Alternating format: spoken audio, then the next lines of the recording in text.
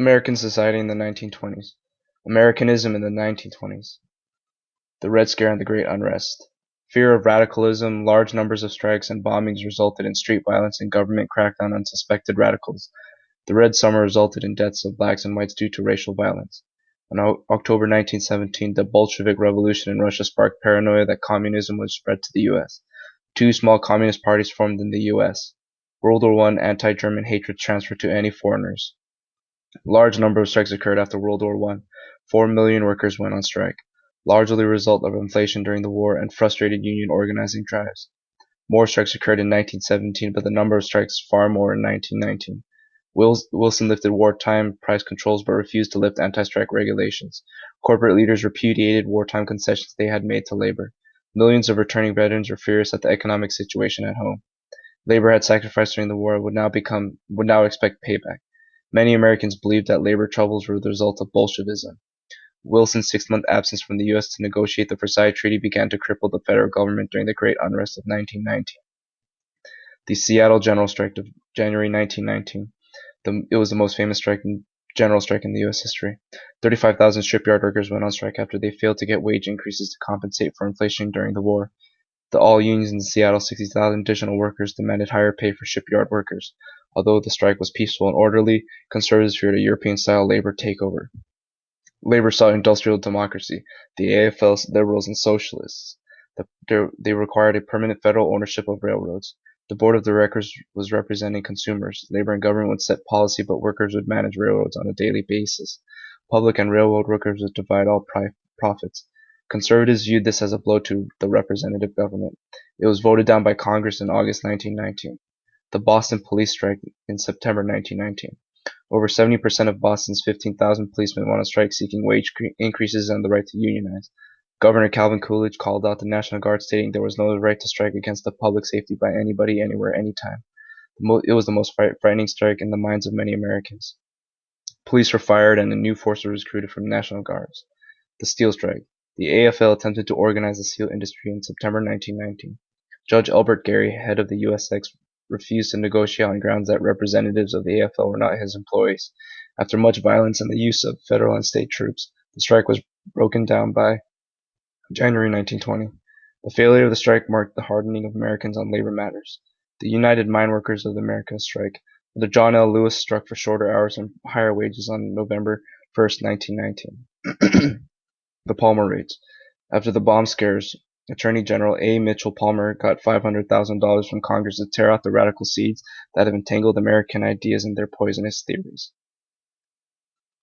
On November 1919, 249 radicals deported to Russia after nationwide dragnets, mostly anarchists. On January 2nd of 1920, 5,000 suspected communists were arrested in 33 cities during the public reaction. Most Americans condoned Palmer's actions.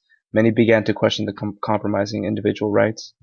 The Red Scare ended in the summer of 1920 when alleged May Day strikes never occurred. Conservatives used the Red Scare to break the backs of fledgling unions.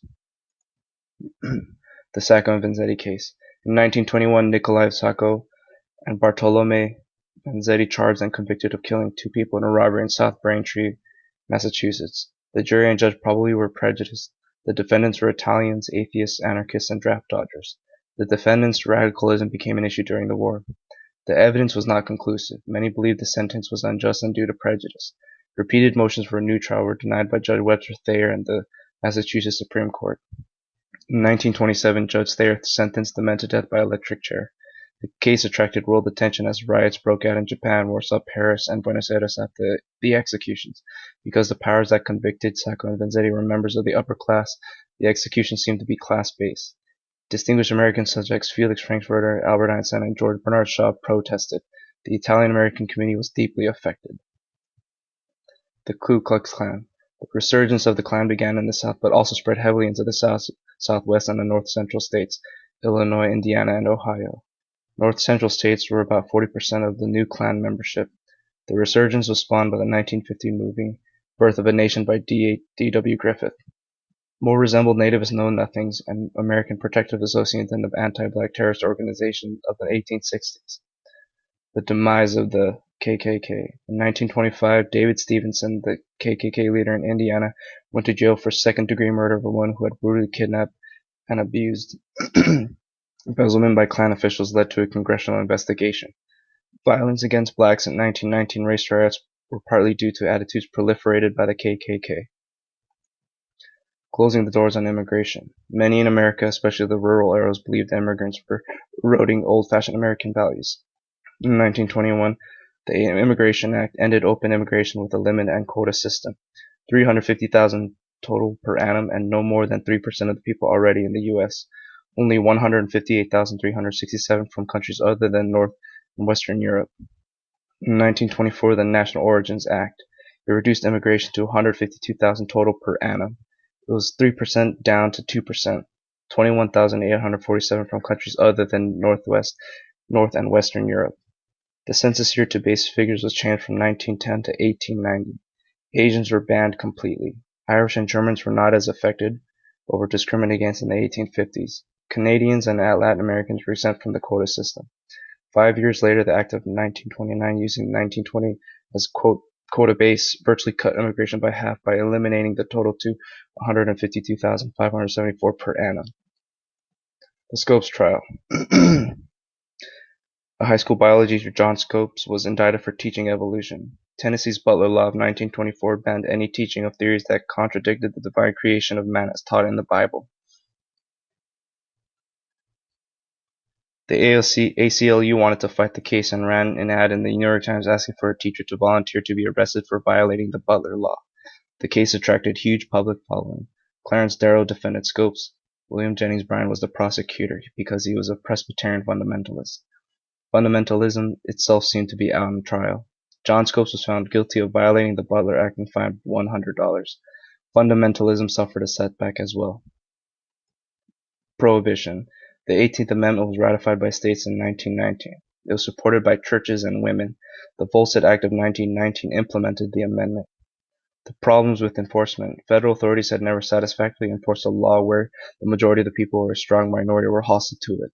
There was also a lack of enforcement officials. Alcohol could be sold by doctor's prescription. Alcohol is also necessary for industrial use. Poison was supposed to be added to it to prevent consumption. Alcohol could also be manufactured in small amounts almost anywhere, i.e. someone's home or someone's backyard.